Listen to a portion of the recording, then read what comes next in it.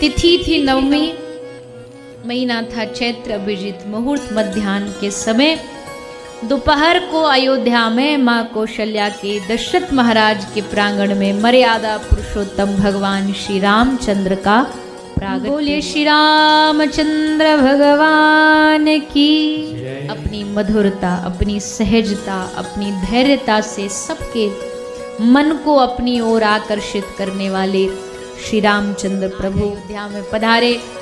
अयोध्या का कण कण प्रसन्न हो गया, खुशी के आनंद की सीमा ना रही। पूरी अयोध्या के लोग आज महाराज दशरथ को बधाई देने पधारे और बधाई और बढ़ गई जब एक नहीं 4 राजकुमार एक प्रगटे।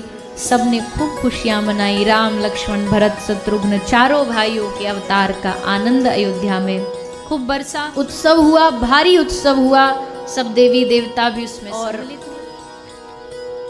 इसी आगे बढ़ाते हुए राम जी की कथाएं, बाल लीलाएं। राम जी की भी बाल लीला, अगर कृष्ण भगवान की लीला है उसमें थोड़ी नटखटता है, राम जी की लीला में थोड़ी धैर्यता मर्यादा है। तो राम जी की वो सब लीला सुनाते हैं बाबा तुलसी, और फिर राम जी विद्या अध्ययन करते हैं गुरु वशिष्ठ के आश्रम। विश्वामित्र जी लेने आ गए। महाराज दशरथ का भाव तो नहीं था, पर क्या करें, गुरु को कह चुके हैं कि आप जो कहो हम देंगे। और गुरुदेव ने कहा कि अपने बेटे राम और लक्ष्मण को हमारे साथ भेज दो यज्ञ की रक्षा की। महाराज दशरथ राम लक्ष्मण को भेजते हैं। विश्वामित्र जी के यज्ञ की सुरक्षा श्री राम जी के द्वारा की गई। वहीं न्योता आ गया जनकपुर से। विश्वामित्र जी को न्योता आया था। गुरु जी बोले हम अकेले नहीं जाएंगे, चेला भी साथ लेके। विश्वामित्र जी जानते तो सब हैं कि हम जा रहे हैं 2 चेला को लेकर के, पर ये डबल होकर के वहां से आएंगे। विश्वामित्र जी राम लखन को लेके जनकपुर आए। उतारे के लिए बड़ी सुंदर व्यवस्था करी गई। विश्वामित्र जी एक बड़ा महल, उसमें राम जी ठहरे, लक्ष्मण जी ठहरे। और फिर जनकपुर भ्रमण के लिए राम जी निकले। जब राम जी जनकपुर भ्रमण कर रहे थे, जनकपुर की मिथिला की सारी मैयाएं अपने छज्जों पर खड़ी होकर राम जी को यही मांग रही हैं कि हे विधाता, अगर तू कहीं बैठा सुन रहा है तो हमारी लाली जानकी का ब्याह इनके इस राजकुमार के साथ। पूरे जनकपुर मानती थी कि जानकी हमारी बेटी, हमारी लाली। प्रेम था जानकी मैया। और फिर वो समय आया, पुष्प वाटिका में राम जी का मिलन हुआ जानकी मैया। प्रथम बार एक दूसरे की दृष्टि मिली, प्रथम बार एक दूसरे को देखा। अरे ये तो चिरकाल से एक दूसरे को जानते हैं, पर ये तो लीला चलती है भगवान की कि पहली बार देखा। वहीं वरण कर लिया माता जानकी ने। उधर शर्त अनुसार रखा गया।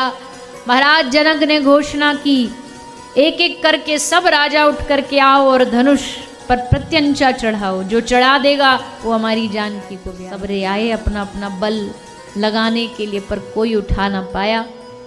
अंत में विश्वामित्र जी ने राम जी को इशारा किया। श्री राम प्रभु उठे और आकर के उन्होंने धनुष पर प्रत्यंचा चढ़ाई। जैसे धनुष को पकड़ा, उठाया, धनुष भंग हो गया। चारों ओर से ढोल नगाड़े बजने लगे, देवता पुष्प वर्षा करने लगे। और तब माता जानकी हाथ में पुष्पमाला, वरमाला लेकर राम जी के गले में वरमाला प्रदान करती हैं। राम लखन दोनों भाई, भरत शत्रुघ्न वो भी पीछे से आ गए और चारों भाइयों का वहाँ विवाह हुआ है। बड़ा सुंदर विवाह का प्रसंग। कहते हैं कि राम जी की बारात कई महीना तक रुकी जनकपुर में। पहले तो वैसे ही बारात लंबी रुकती थी, त्रेता में तो और भी लंबा चौड़ा सिस्टम था। तो कई महीनों तक जनकपुर के लोगों ने राम जी की खूब सेवा करी। और जब जाने की बारी आई, विदाई की बारी आई, पूरा जनकपुर खूब रोया। जनक कैसे अपनी भावना को व्यक्त करे।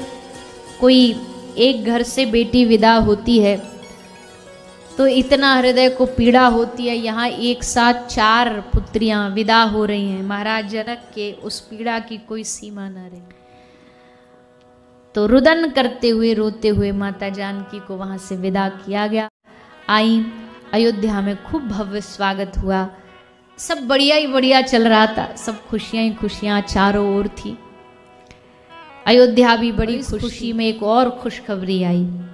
महाराज दशरथ एक दिन दर्पण के सामने खड़े थे और दर्पण के सामने देखा कि हमारे कान के पास एक सफेद बाल दिख रहा। तो महाराज दशरथ ने क्या सोचा कि अब गद्दी देने का समय आ गया है, अब सौंप देने का राज्य का समय आ गया है। अब हमारा समय है कि हम भगवान की भक्ति में लग जाएं, भजन में लग जाएं। तो महाराज दशरथ ने घोषणा, कल हम अपने पुत्र राम को अयोध्या का राजा घोषित करेंगे। बस पूरी अयोध्या में खुशी की लहर दौड़ाई। आहा, जो चाहते थे वो आज मिल गया, राम जी हमारे राजा की प्रजा। इतनी खुशी, इतनी खुशी, इतनी प्रसन्नता। कहते हैं इतनी खुशी को देख करके देवताओं को ये खुशी नहीं झेली। देवताओं में भी बड़ा ईर्ष्या भाव होता है। हम नहीं कह रहे, शास्त्र कहते हैं इस बात को। देवता बोले नहीं भैया, ये तो स्वर्ग भी फीका है इस प्रसन्नता के सामने, तो कुछ गड़बड़ करो। सरस्वती मैया को भेजा, जाके किसी की बुद्धि घुमाओ।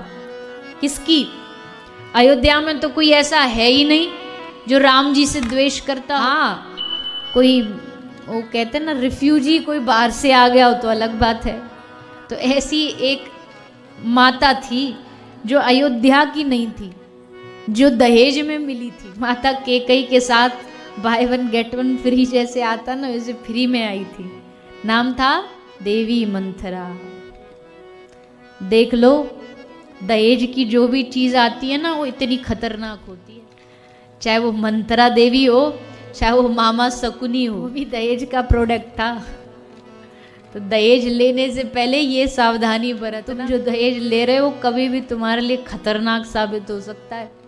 मैं बार बार कथाओं में कहती हूँ, हमेशा निवेदन करती हूँ कि भैया देखो, अपने बच्चों को काबिल बनाओ, अपने बेटा को बेटी को काबिल बनाओ। ये ब्याह में लेना देना बंद करो। इससे जो धनवान की बेटी होती है वो तो चलो ठीक है, पिता के पास खूब पैसा दे देगा, लेकिन जो गरीब की कन्या होती है वो उसको फिर दहेज के लिए प्रताड़ित किया जाता है। तभी तो लोग फिर घर में पुत्री के होने के कारण दुखी होते हैं, और कोई कारण नहीं। बेटी किसी पे बोझ नहीं होती, पर क्या पता कल को विवाह हो, विवाह उपरांत उसको किस प्रकार पैसा के लिए, दहेज के लिए प्रताड़ित किया जाए। इसलिए ऐसा कोई काम न करें जिससे समाज में कुछ गलतियां फैलें, कुछ दोष फैलें। खुद परिश्रम करें, खुद मेहनत करें, खुद कमाएं, बच्चों को पढ़ा लिखा करके, बेटों को पढ़ा लिखा के मेहनती बनाएं। पर मैया एक बहू साड़ी अगर नहीं लेके आई मायके से, तुम एकदम लाल पीली हो जाएगी।